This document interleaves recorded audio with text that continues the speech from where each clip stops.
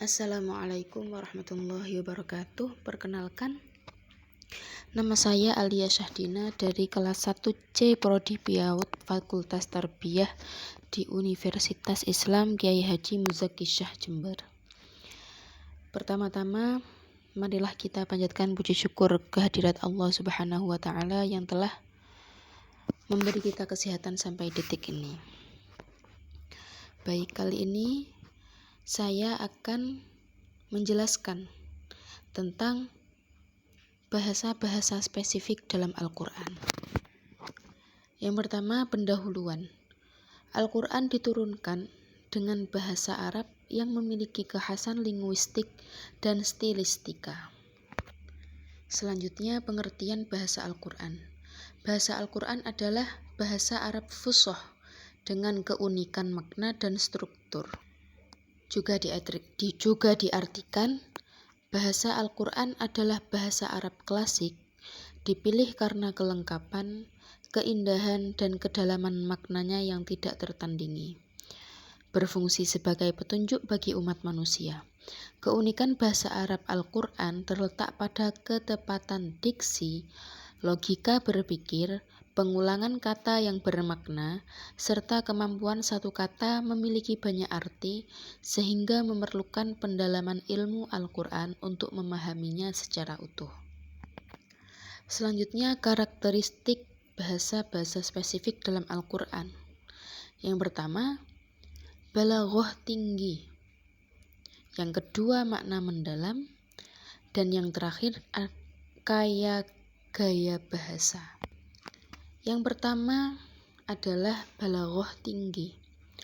Merujuk pada penguasaan ilmu balaghah tingkat lanjut, yaitu seni berbahasa Arab yang indah, fasih, dan sesuai konteks atau makom untuk menyampaikan makna secara sempurna dan mendalam.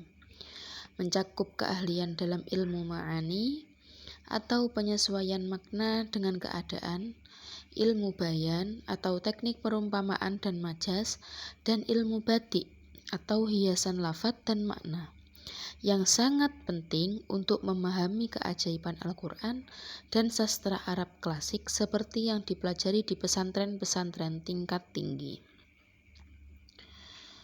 Konsep kunci balaghah tinggi. Kesesuaian. Yang pertama adalah kesesuaian atau muwafaqah, yaitu mengungkapkan sesuatu dengan kata dan gaya yang tepat sesuai situasi, audiens, dan topik.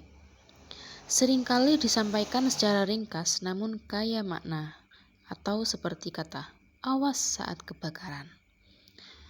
Yang kedua, yaitu kefasihan atau fasohah, yang artinya kejelasan dan keindahan lafaz atau ucapan itu sendiri. Yang ketiga yaitu kedalaman makna, yang artinya menyampaikan pikiran atau perasaan yang kompleks dengan ungkapan yang minimal namun tetap jelas dan kuat. Lalu 3 cabang ilmu balaghah atau ilmu balaghah tingkat lanjut ya. Itu yang pertama adalah ilmu ma'ani. Ilmu ma'ani artinya mengkaji penyesuaian lafaz dan kalimat agar sesuai dengan konteks. Misal, kalimat perintah bisa jadi doa. Nah, itu contohnya dari ilmu ma'ani.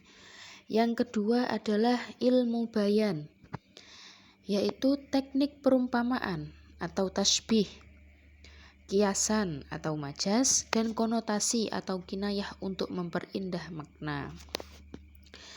Yang ketiga ada ilmu batik atau hiasan lafaz atau muhassinatul lafdhiyah seperti jinas atau persamaan bunyi kata, dan hiasan makna atau muhassinatul ma'nawiyah untuk memperindah susunan kalimat. Penjelasan yang kedua tadi ada pemahaman yang tinggi. Mengapa disebut tinggi? Yang pertama, pemahaman Al-Quran, yaitu balaghah tingkat tinggi, sangat krusial untuk mengungkap kemukjizatan dan kedalaman makna dalam Al-Quran. seperti penggunaan alif lam pada alhamdulillah yang mencakup segala pujian. Yang kedua, sastra Arab memungkinkan penciptaan karya sastra yang mempesona dan mendalam, yang tidak bisa dicapai hanya dengan pengetahuan tata bahasa dasar. Yang ketiga, penguasaan konteks, yaitu menunjukkan kemampuan untuk mengatur kalimat agar tidak kehabisan nafas. Sederhana tapi padat, dan mencapai tujuan sebelum terlalu panjang atau efektif. Intinya, balaghah tinggi adalah pencapaian puncak dalam seni berbahasa Arab. Menggabungkan keindahan, kejelasan, dan kecocokan kontekstual untuk menyampaikan pesan yang paling efektif dan memukau. Yang ketiga adalah kaya gaya bahasa. Makna mendalam dalam Al-Quran terletak pada kedalaman bahasa Arabnya yang berlapis. Penggunaan kata-kata yang presisi atau seperti tajlu dibanding dengan taqra'u atau ro'ib dibanding dengan syak, serta kandungan hikmah universal yang mencakup petunjuk akidah, ibadah, akhlak, hingga kisah umat terdahulu yang hanya bisa digali sepenuhnya melalui tadabbur atau perenungan mendalam, dan penguasaan bahasa Arab menjadikannya pedoman hidup komprehensif bagi seluruh manusia. Elemen kunci makna mendalam Al-Quran yang pertama, ada bahasa Arab yang kaya. Setiap kata memiliki makna berlapis, memungkinkan interpretasi luas dan pemahaman spiritual yang dalam, seperti penggunaan tabaraka, yang artinya maha suci dan berkah, tapi yang lebih kuat dari sekedar maha suci. Nah itu. Yang kedua adalah pilihan kata yang tepat. Tajlu atau membaca wahyu dengan taqra'u, membaca umum, menunjukkan sifat kenabian Nabi Muhammad SAW yang tidak membaca sebelumnya. Terus ada kata seperti raib atau keraguan gelisah dengan syak, keraguan biasa. La raiba fih, tidak ada keraguan atau gelisah, menegaskan Al-Quran sebagai kebenaran mutlak yang menenangkan hati, bukan sekedar keraguan intelektual. Yang ketiga adalah hikmah dan tafakkur. Hikmah yaitu kebijaksanaan mendalam dalam menempatkan sesuatu, memberi ketenangan dan membimbing keputusan anugerah dari Allah bagi yang diberi pemahaman. Lalu yang kedua adalah tadabbur, yaitu merenungkan ayat berulang kali dengan mata hati untuk menangkap pesan terdalam, bukan sekedar membaca cepat atau tartil. Yang keempat ada universalitas dan kelengkapan, yaitu Al-Quran adalah tibyanan likulli syai' atau penjelas segala sesuatu, mencakup semua aspek kehidupan atau tauhid, ibadah, akhlak, hukum, serta kabar masa lalu dan masa depan. Yang kelima ada nama-nama Al-Quran. Nama seperti Al-Furqan atau yang artinya pembeda benar atau salah. Nah, itu menunjukkan fungsinya sebagai standar objektif penentu jalan hidup. Cara menggali makna mendalam, yang pertama adalah kuasai bahasa Arab. Yang kedua tadabbur dan tafakkur. Yang ketiga belajari ilmu tafsir. Dan yang keempat pahami konteks dan adab. Macam-macam bahasa-bahasa yang spesifik dalam Al-Quran. Yang pertama adalah bahasa ijaz. Bahasa ijaz dalam ilmu balaghah atau retorika Arab adalah mengungkapkan makna yang luas dan banyak dengan lafadz atau kata-kata yang sedikit, ringkas namun tetap jelas dan fasih. Sering ditemukan dalam Al-Quran seperti dalam ayat din ilahi atau la ilaha illallah atau innamal a'malu binniyat. Tujuannya agar lebih mudah diingat, dipahami dan mengandung keajaiban makna yang mendalam. Dibagi menjadi dua, ijaz qosor atau makna lebih banyak dari kata, dan ijaz hadzf, yaitu menghilangkan sebagian kata. Lanjut, ijaz menurut bahasa meringkas atau memendekkan. Kalau secara istilah, mengumpulkan banyak makna di bawah lafadz yang sedikit namun mencukupi tujuan jelas dan fasih. Jenis-jenis ijaz, ada ijaz qosor, yaitu menggunakan lafadz sedikit untuk makna yang sangat luas tanpa menghilangkan kata. Yang kedua ada ijaz hadzf, menghilangkan sebagian kata atau kalimat namun maknanya tetap dapat dipahami.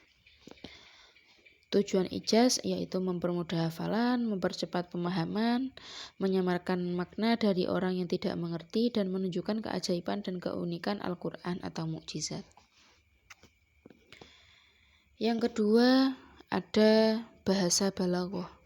Bahasa balaghah adalah ilmu dalam bahasa Arab yang membahas seni menyampaikan pesan secara indah, fasih, dan tepat sesuai dengan konteks atau kondisi lawan bicara sehingga pesan sampai secara efektif dan bermakna mendalam. Mencakup ilmu ma'ani, bayan, dan badi'.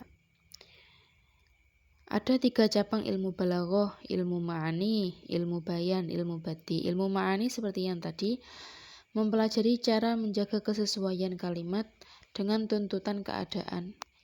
Yang kedua, ilmu bayan, mempelajari cara mengungkapkan satu makna dengan berbagai gaya ungkapan. Yang ketiga ada ilmu badi', yaitu mempelajari keindahan lafadz dan makna melalui majaz, serta gaya bahasa yang mempercantik ucapan. Yang ketiga ada bahasa amthal, yaitu gaya bahasa perumpamaan atau tamtsil dalam Al-Quran dan sastra Arab. Menggunakan perbandingan yang konkret untuk menjelaskan konsep abstrak atau yang tersembunyi, membuatnya lebih mudah dipahami, membekas di hati, dan merangsang pemikiran dengan makna yang padat dan seringkali memiliki kisah di baliknya. Karakteristik utama dalam bahasa amthal itu adalah perumpamaan konkret, yaitu menghadirkan hal yang abstrak ke dalam bentuk yang nyata agar mudah dipahami. Yang kedua, padat dan berkesan. Yang ketiga, menggambarkan yang ghaib, menjelaskan hal-hal yang tidak terlihat melalui gambaran yang tampak. Yang keempat, ada pendidikan dan peringatan, bertujuan memberikan pelajaran, peringatan, dan petunjuk bagi manusia. Yang kelima, yaitu bervariasi. Ada beberapa jenis amthal seperti amthal musarrahah, amthal kaminah, dan amthal mursilah. Yang terakhir ada bahasa qasas, berasal dari bahasa Arab yang berarti kisah, cerita, atau riwayat.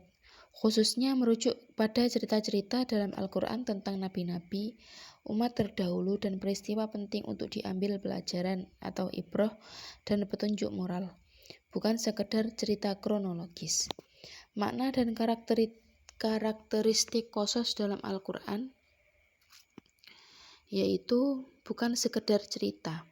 Berbeda dengan buku sejarah biasa, qasas Al-Quran lebih fokus pada hikmah, pesan moral, dan tujuan dakwah daripada detail kronologis. Yang kedua, sumber pelajaran. Kisah-kisah ini menjadi media untuk menyampaikan ajaran, menguatkan dakwah, dan meneguhkan kebenaran Islam. Yang ketiga adalah pengulangan. Jadi kisah-kisah sering diulang untuk menekankan pentingnya pesan yang disampaikan. Selanjutnya, pengaruh bahasa Al-Quran mempengaruhi sastra Arab dan peradaban Islam. Bahasa Al-Quran sangat berpengaruh dalam memperindah dan menjaga bahasa Arab klasik, melahirkan berbagai ilmu keislaman atau tafsir, fikih, nahwu, menyatukan dialek Arab Quraisy, serta menyebarkan bahasa Arab ke seluruh dunia.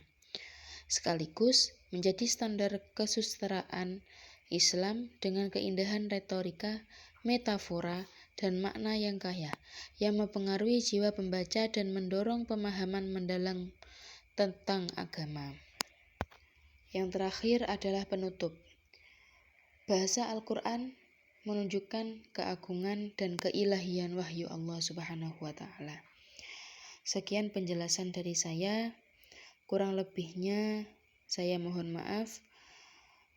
Wassalamualaikum warahmatullahi wabarakatuh.